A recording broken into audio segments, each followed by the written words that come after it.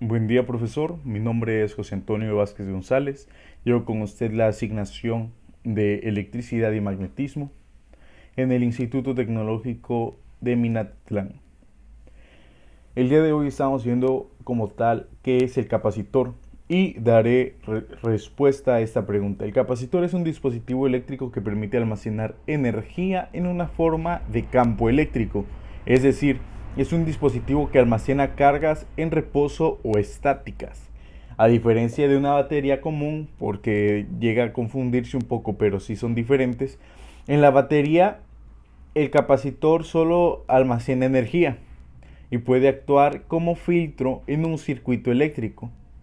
Ahora bien, en cambio, con lo antagónico que es la batería, la batería no solo almacena la energía, sino que también la genera. En este aspecto es donde muchas controversias se generan, ya que no se sabe diferenciar entre una batería, pero la diferencia entre la batería y el capacitor es que la batería genera energía, en cambio el capacitor solamente almacena, al igual que él también lo almacena una batería.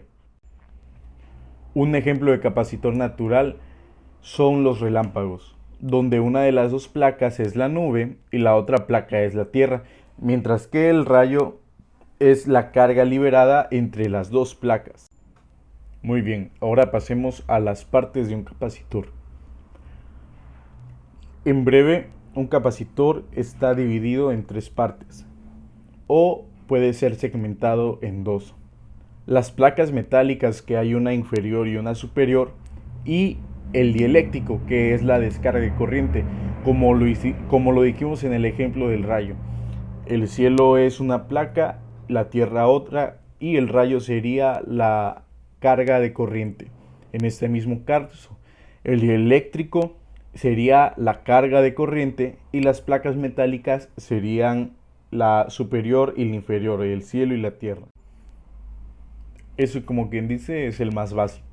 Ahora vamos a ver por dentro cómo se encuentra un capacitor. Tenemos lo que es el conector de carga positiva. Los voy a ir enumerando desde la parte de arriba hacia abajo. Conector de carga positiva, el conector de carga negativa del otro lado. Tenemos en medio lo que es el dieléctrico, como en forma de rollo. También en esa misma forma tiene una lámina metálica. Podríamos decir que va una lámina metálica, una lámina de dieléctrico. Ya en las paredes de afuera tenemos la lámina metálica, luego tenemos aluminio y luego tenemos forro plástico. Así es como nosotros encontramos que se compone un capacitor. Muy bien, ya que conocemos cómo es un capacitor, cómo se integra por dentro, puede surgir una duda que es lo más razonable y lo más importante: ¿en dónde vamos a ocupar esos capacitores? Los capacitores se utilizan en los productos eléctricos y electrónicos, ya que estos tienen la capacidad de almacenar cargas eléctricas, las filtran o regulan la corriente y voltaje en el circuito eléctrico. Este capacitor no va solo, no es como que vaya conectado directo a la tele, van dentro de un circuito eléctrico. Muy bien, ya viendo de manera más específica, la supresión de interferencias de radiofrecuencias en el rango de capacitores y filtros es utilizada para electrodomésticos como lavadoras, aspiradoras, secadoras, etc. Una marca muy reconocida es la marca Iskra y fabrica capacitores con los últimos estándares internacionales. Estos van cambiando con frecuencia.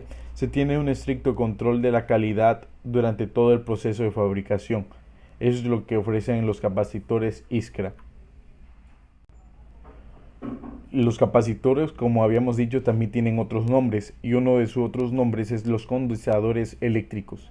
Su función principal es almacenar energía, como bien lo habíamos dicho, y por eso pueden ser usados como baterías, aunque generalmente se usa las pilas electrónicas en su lugar, pero habíamos dicho no es lo mismo.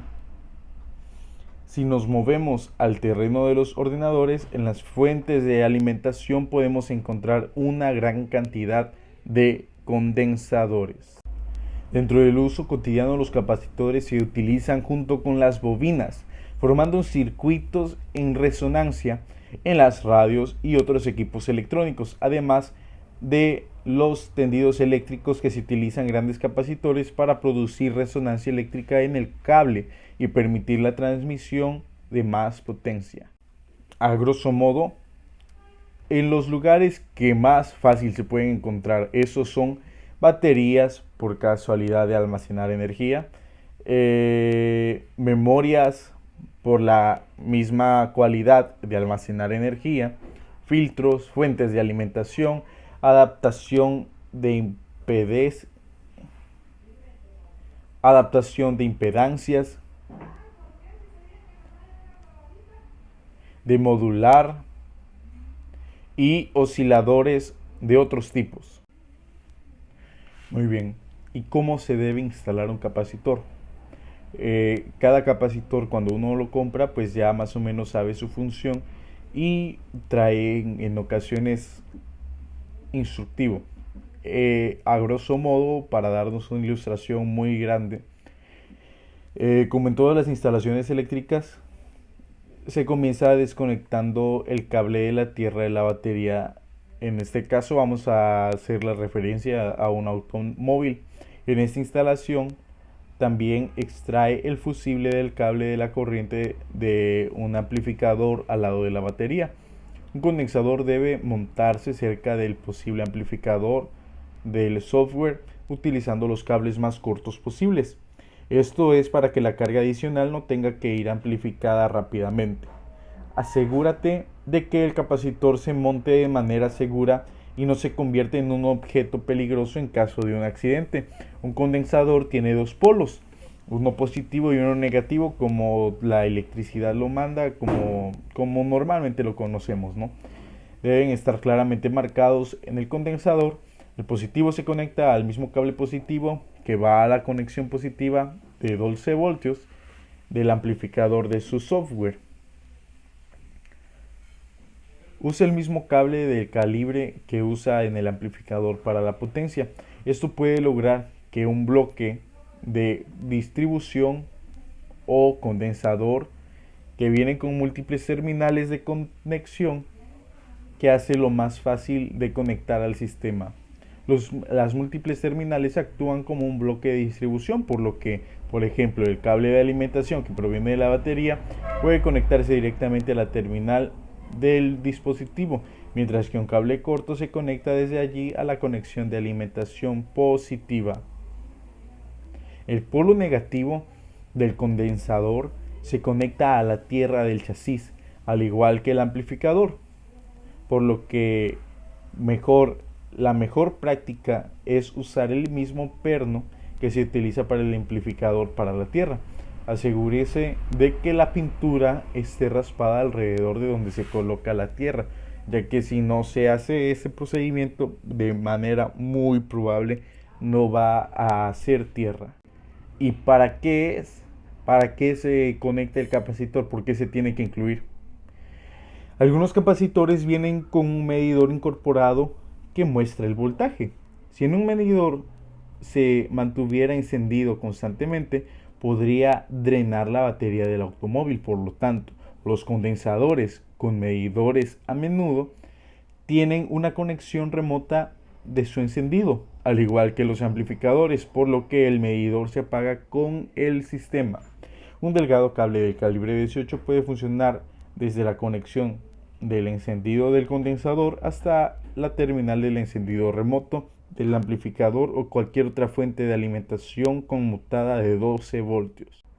Como conclusión, yo podría incluir que los condensadores son de manera importante en un circuito, ya que nos ayudan a seguir almacenando energía, y de esta manera podemos incluir, y también al mismo modo podemos ayudar a lo que es una batería, ya que el condensador no genera energía, pero sí la sigue almacenando, y eso nos ayuda de una manera muy buena ya que ayuda al circuito eléctrico.